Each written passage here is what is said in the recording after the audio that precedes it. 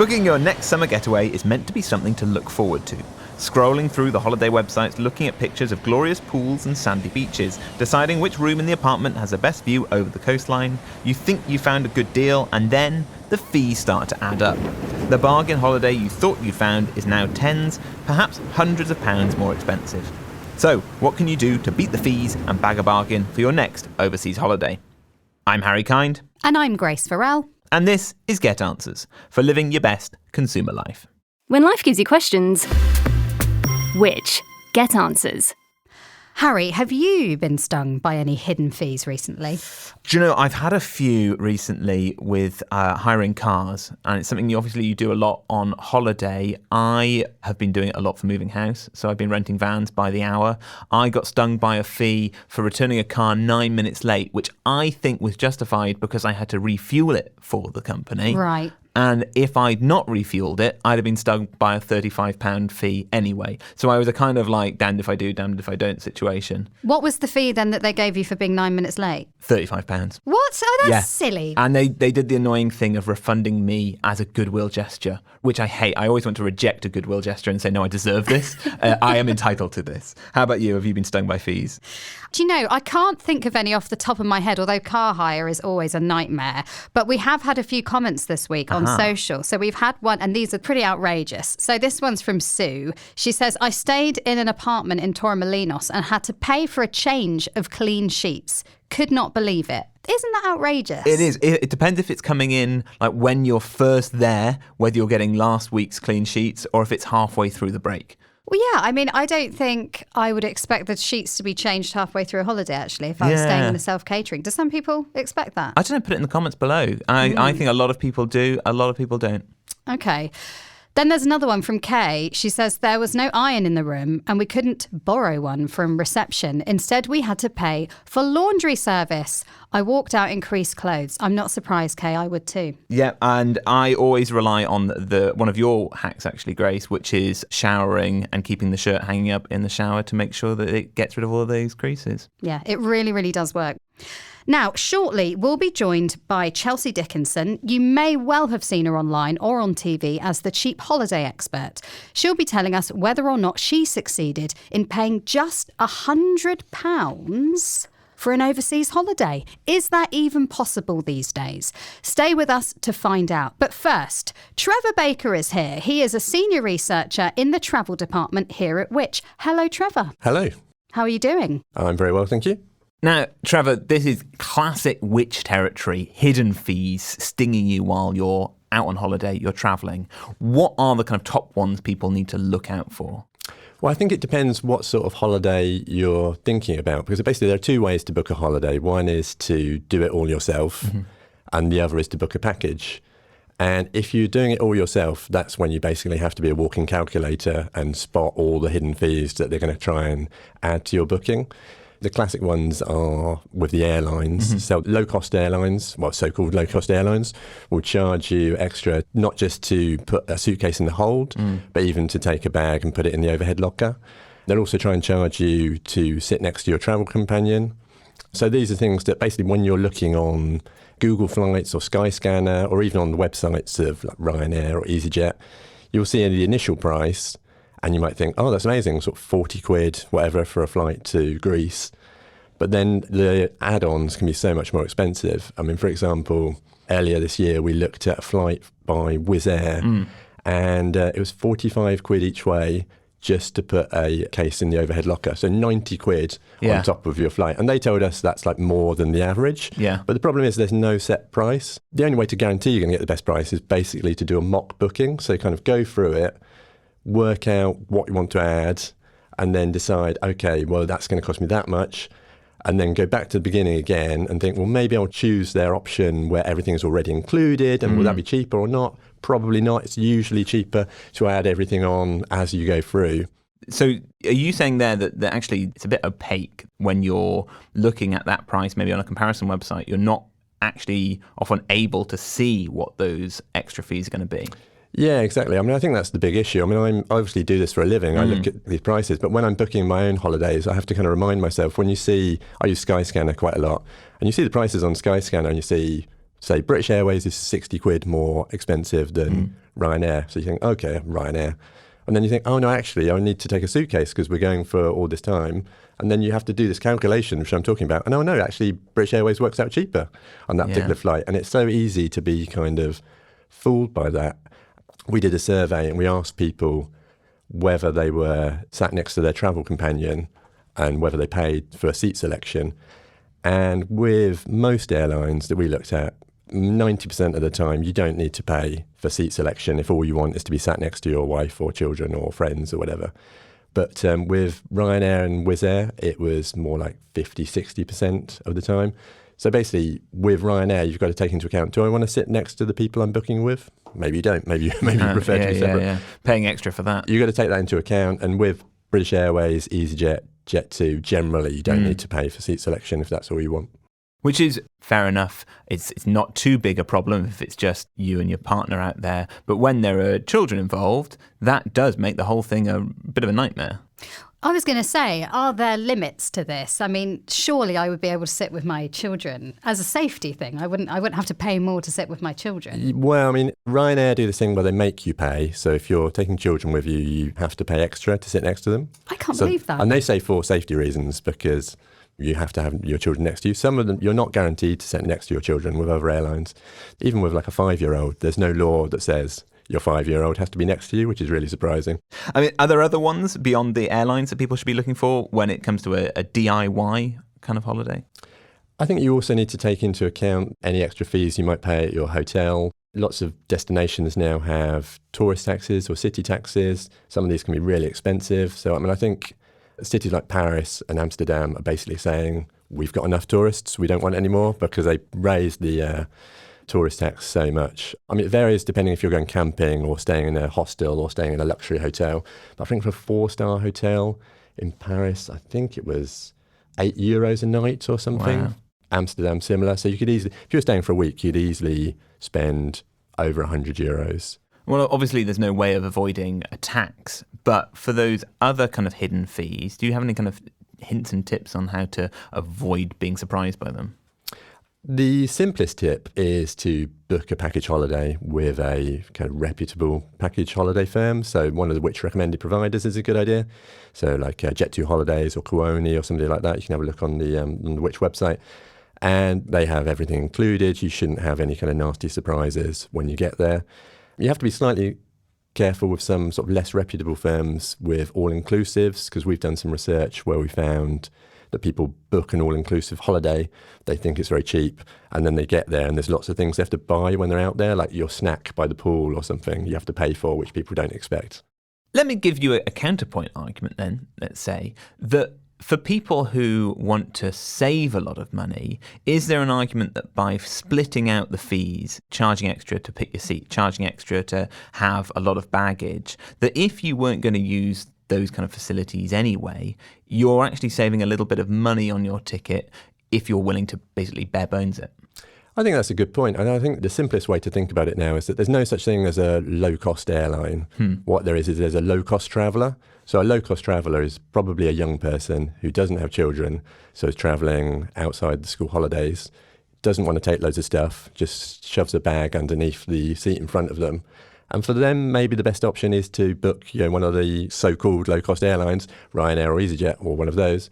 Whereas if you're somebody who's got a family and you have to travel in the summer and you're going away for a week or 2 weeks and you do need to take luggage, you'll quite possibly find that the extra fees that you're going to be paying will be so much that it won't work out any cheaper. It may even be more expensive than, say, British Airways or Jet2 or another of the kind of like the national carriers. Well, we're going to talk to someone now who may as well have low-cost traveller written in her passport. We'll be back with Trevor a little bit later on, but now let's hear from somebody who recently tried to go abroad for just £100. Now, that's not just flights, that's accommodation, food, everything. That was the plan, but did they succeed? And that somebody could only be the fantastic Chelsea Dickenson, longtime friend of the show and the messiah of cheap travel hacks. Welcome back, Chelsea. Thank you for having me. I love coming back here, always.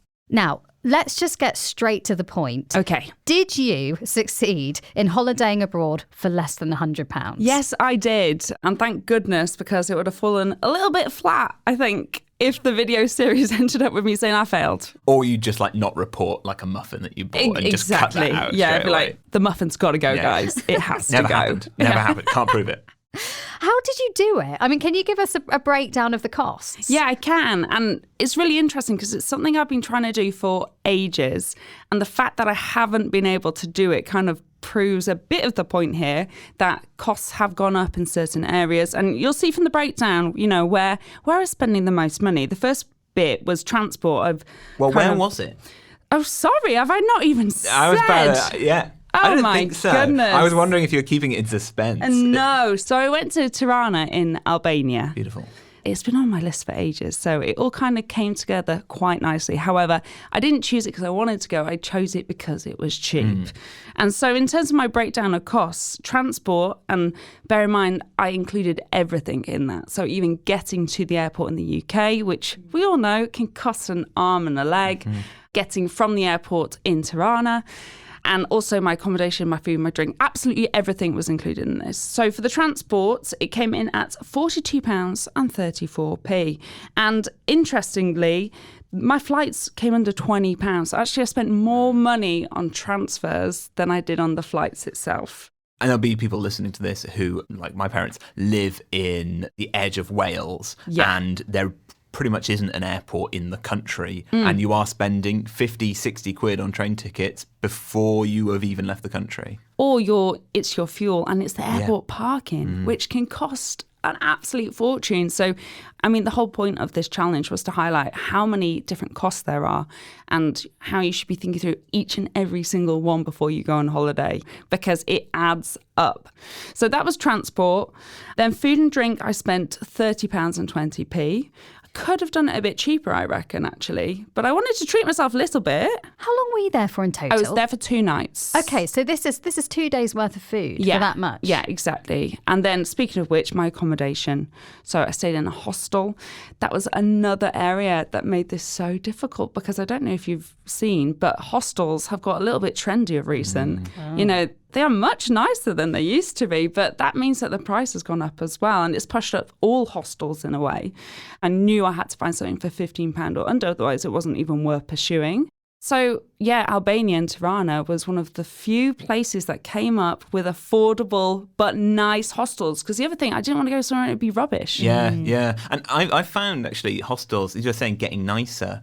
I now think that if you're going to spend, say, £40, you're better off spending it at a hostel than a hotel, because you can get such a nice hostel. Really nice. Whereas a nasty hotel is just grim. No, you're so right. And it will be a clean hostel. There's loads of nice people there, good internet connection. Yes. It actually does what it's supposed to do.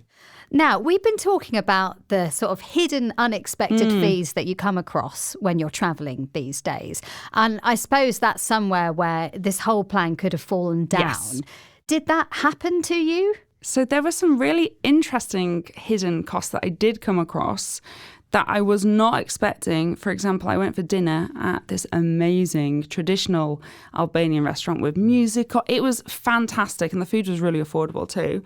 And then my bill came at the end of the night and there was a music charge on it. So there's hidden costs even in things that you weren't even thinking about. Now, fair dues to them, the music charge was 62 pence. And I went, I can afford that. And you deserve that 62p. But that can happen. You may have been in bars where they have a cover charge and they've got a bit of live music on. And it's those things that aren't often on menus and that can trip you up a little bit. For those who listen to the Which Shorts podcast, they've probably already heard this, but this week we had an article on the kind of weird things you need to know about eating abroad and how different countries have different charges, different kind of cultures around it, and those kind of cover charges where you'll go to Italy and there'll be a basket of bread with a napkin over it where you're worried, can I eat these free sardines in Portugal or are they actually free? It's worth having a listen to that because it can stop you from getting surprised by those charges.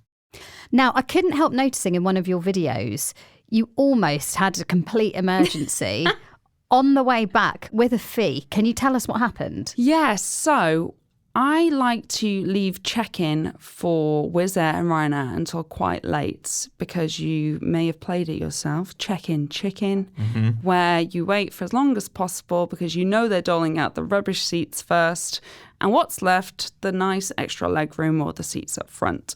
So I was playing check-in chicken, and we're talking, I think check-in closed 3 hours before online, and I was at the 30 minutes before that moment. I checked in. I was already on my way to the airport going to get the bus, and it said, you must print your boarding pass. And I went, no, because one, I had hardly any money left of my budget. I think it was 50p left. So I was like, one, can I find somewhere to print it? And are they going to charge me more than 50p to do so? And two, if I cannot and have to print it at the airport, we all know that there are often hidden fees with reprinting your boarding pass. We see it with Ryanair, they charge either £20 or €20. And Wizz Air were so vague on their website about whether they would or not that I was like, oh, I'm not sure. But ultimately, I got to the airport and I was a bit like, come on, please let me print this for free. But it came down to the fact that Tirana has a bit of a quirk, which is that they do not accept digital boarding passes. So many people said to me, oh, just put it on your phone, it would have worked. No, it wouldn't. It does not work in Tirana. It simply doesn't. But because of that, even the low-cost airlines have to print your boarding pass for free. And I imagine the reason why Wizz Air were not explicit, or Ryanair when I checked theirs as well, is quite simply they want as many people as possible to print it at home so there's not big queues. Now, Chelsea, I cannot let us move on to the next question without just explaining why you do leave it to the last minute to check in. Okay, so it's called Check-in Chicken. It's a fun game I like to play, and lots of other people like to play it as well, where simply when you're checking in for Wizz Air or Ryanair and you have decided to skip the option to buy a seat, you instead get allocated it when you check in. And the thing is, these low-cost airlines, they make a lot of money by putting people in the rubbish seats and then people going, I'm not sitting there, I'm going to move. And when I talk about rubbish seats, I'm talking about the middle seat, perhaps in the middle of the plane so you're the last one to get off, all these kind of things. And what you will often see happening as you keep checking on what's available throughout the day as you get closer to your check-in point is that the seats left are the expensive ones. Your upfront seats, your extra legroom seats, all of them are the ones still there. So it's called check-in chicken because you're waiting. You keep refreshing it until there's only the good seats left, and that's when you check in, and you normally do get allocated one of them. However, there is a massive caveat with that, in that airlines do overbook their seats. And if you leave it too late, you could be one of the people who doesn't get allocated a seat. Do you think there's an optimum time? I think it tends to be around 6 hours before. That's from my own personal experience. I rarely leave it as late as I did for Tirana. The flight wasn't that booked up. I didn't get a particularly great seat by doing it. It only really works when it's almost booked to capacity, but not quite, which actually, if you look at load factors of airplanes, is what they tend to kind of average out about 85%. Now, I guess as the cheap holiday expert, these kinds of extra fees, it kind of gives you an opportunity to look for ways to really save money wherever possible. Can you tell us how you kind of navigate this? Because, you know, these days you'll be charged for having a bag in the overhead locker, for selecting a seat, as we've just said, charges at hotels, that kind of thing. Can you just give us some advice around how you navigate it and how you avoid paying fees wherever possible? So the luggage is a really great thing to bring up here because you can immediately strip out any potential hidden costs by packing light and just going with a backpack. I'm such a fan of only traveling light for this reason, because it's not simply because it's the cheapest option, but it takes away so many potential issues. Is it the right size? Is it overweight? All these kind of things. So write a list. Are you going to use it genuinely? Are you going to wear every single outfit that you've packed? Don't take 17 pairs of pants. You don't need them. You're going to be fine. And guess what? They sell pants everywhere in the world. Yes. There's not a country you're going to where you're like, sorry, we don't sell pants here. Yeah, I kind of tried to prove it whilst I was in Tirana, actually. I ended up not filming it because, funnily enough, doing a challenge on £100 took up quite a lot of my time already. But I actually did the entire trip in a Uniqlo bag. You know, the viral ones that go across your body. They're like a moon shape. Yeah. Yeah, I did the whole thing in that. I did take my backpack. You did. That was your only bag that you took. So the reason why it will not become a video yet is because I took a backpack with me because I wanted to take some photos. So I took a camera with me and my laptop because I was there working. But in terms of my personal clothes, my toiletries, everything I needed, I packed it into a Uniqlo bag. If you don't know what we're talking about, go on to Chelsea's Instagram, CheapHolidayExpert. Have a look at the bag that she's talking about. It is not big. I mean, I would say it's like a handbag. It's a crossbody handbag. Yeah. That's amazing. Yeah. I can do one better in that I once did a whole week's holiday where in a jacket pocket bag. Yes. So one of those crazy airline, as many kind of pockets as like a fisherman's jacket. Yeah. And I wore that onto the plane and so had with me a suitcase which was empty just in case. And I got away with it. I looked incredibly suspect. I don't know how I didn't have 100 dogs after me. But got it all in there. And it's worth looking into because pockets. Okay, this is our new series, Harry. Yes. Me and you will just try and do like holidays with the smallest possible bag ever, just to prove a point. Just sat there on the plane with a little fanny pack and nothing else. Yeah. We're fine. Do you know, I was playing on the fact that people often say, as long as you've got your passport and your wallet, you're fine. And it's true. It's true. Everything's on your phone. Now, I do think one of the main things that enabled you to have this super cheap holiday was, of course, the destination, Tirana in Albania. Yeah. I would hazard a guess that quite a few people listening wouldn't consider it as a holiday destination, but you obviously had a fantastic time. Yeah, I loved it. Can you think of any other destinations sort of similar to that are a real bargain that people might not have heard of? So a great place to start is Poland. And the reason for that is that we have quite a lot of Polish people or Polish descent in the UK, and therefore we have a lot of airlines flying to Poland to several cities from all over the UK. So it's really good because it works for people all over the UK and not just in London. I know deals can often be quite London-centric. So that is definitely worth looking into. Also for the fact that Poland has so many good cities.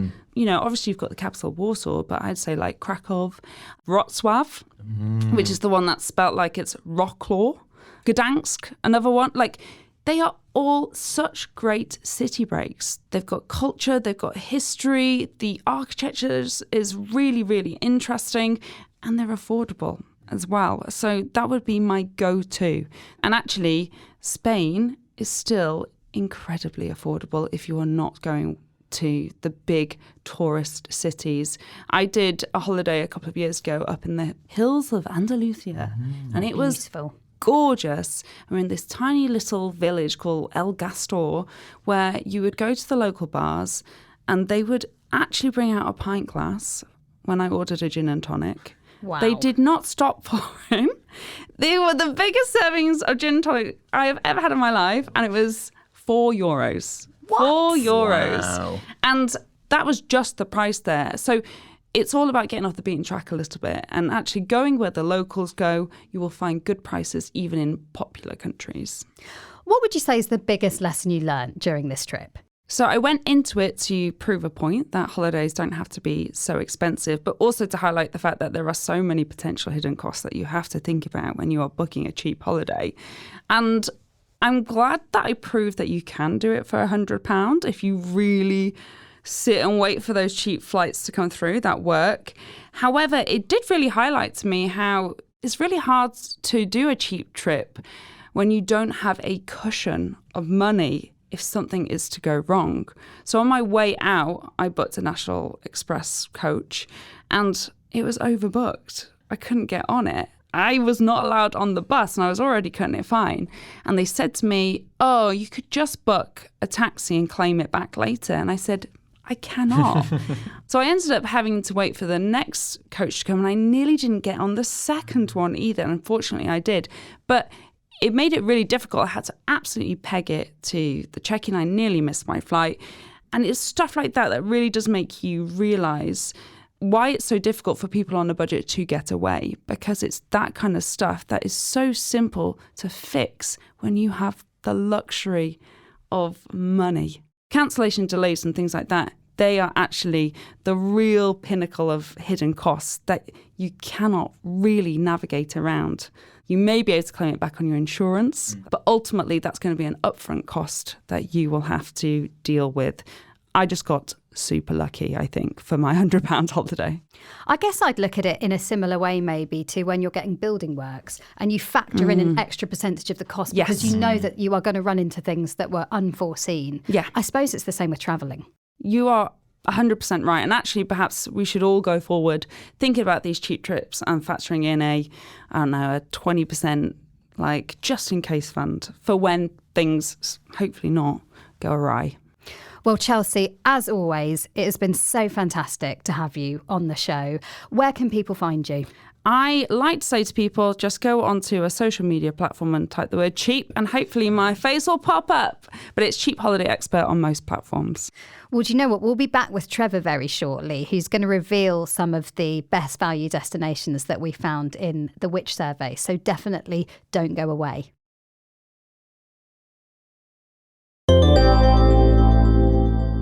You're listening to Get Answers. Our next episode will reveal the everyday products that Which researchers proved you should never pay full price for. If you want to get involved in the conversation, or if you have any consumer questions you'd like us to answer, or if you'd like to suggest something for us to cover here on Get Answers, email us at podcast@which.co.uk. You can also get in touch with us on social media. We're at Which UK. And if you're enjoying the podcast, please do leave us a review wherever you're listening. Now, we're still joined by Trevor Baker, senior researcher and writer here at Which. And obviously, summer holiday season, it's upon us. In the spirit of saving money, what destination would you recommend this year that won't break the bank? Well, starting with the UK, I mean, the good news is that in our survey, when we did a survey of the best UK city breaks, I think there was 23 that got 4 stars out of 5 for value for money.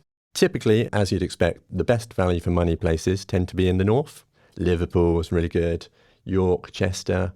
The place that we found was the best value for money is Wells, which is one of England's smallest cities down in Somerset. Barely counts as a city break, does it? It's officially a city because it has a cathedral. I think it's the second smallest city in the UK after the City of London. It got 4 stars for value for money. And also we looked at data for hotel prices. The price for an average 3 or 4 star hotel was a lot less than in other cities. So yeah, really good value. What about if we're looking further afield now? Where are the kind of best value international destinations? At the moment, when we looked in the spring, the best value package holidays for the summer were the Greek islands. So an island called Kalymnos did really well for value for money, but the price of a package was much lower than other places we looked at. Lefkada, which is a really beautiful island, another Greek island, was also much cheaper than you'd expect. Why is that? Are these kind of lesser known? Are they a bit off the beaten track? Are they hard to get to? Yeah, they are. So they do much better in our surveys. They're much more popular. People like them a lot more, but they're also cheaper because they're not as kind of overcrowded, not as popular as, say, Mykonos or Santorini. Those are kind of more expensive. The better known places tend to be more expensive and also, according to our survey results, not as nice. So you're better off going to these kind of quieter islands. And what do your survey results look at? They look at all sorts of things. They look at the scenery, how crowded it is, the food and drink, value for money. And what about Spain? The best value place to go in Spain for a package holiday we found was the Costa Brava. So that's the coast, which is kind of near Barcelona, basically to the north of Barcelona. And that worked out, quite a bit cheaper than the Costa del Sol or the Costa Blanca. And also, as far as I'm concerned, it has better weather. And by better, I mean cooler, obviously, because, it's still going to be sunny, but it's not as hot as Malaga or Alicante further south. Do you know, I was reading the results of one of these surveys and I was quite surprised to see that the Amalfi Coast in Italy is actually on the cheaper end. Is that right? Yeah, we were surprised by that as well. And I think the reason is because although there are places on the Amalfi Coast which are really expensive, like Positano, there's a wide variety of accommodation there. So you can find self-catering, you can find cheaper bed and breakfast places. So Amalfi is actually, it turns out, cheaper than other places that you might not expect, like the south of France. So Amalfi is a really good choice, although it does get very crowded in the summer. So worth maybe considering if you can leave it till after the summer break. Yeah.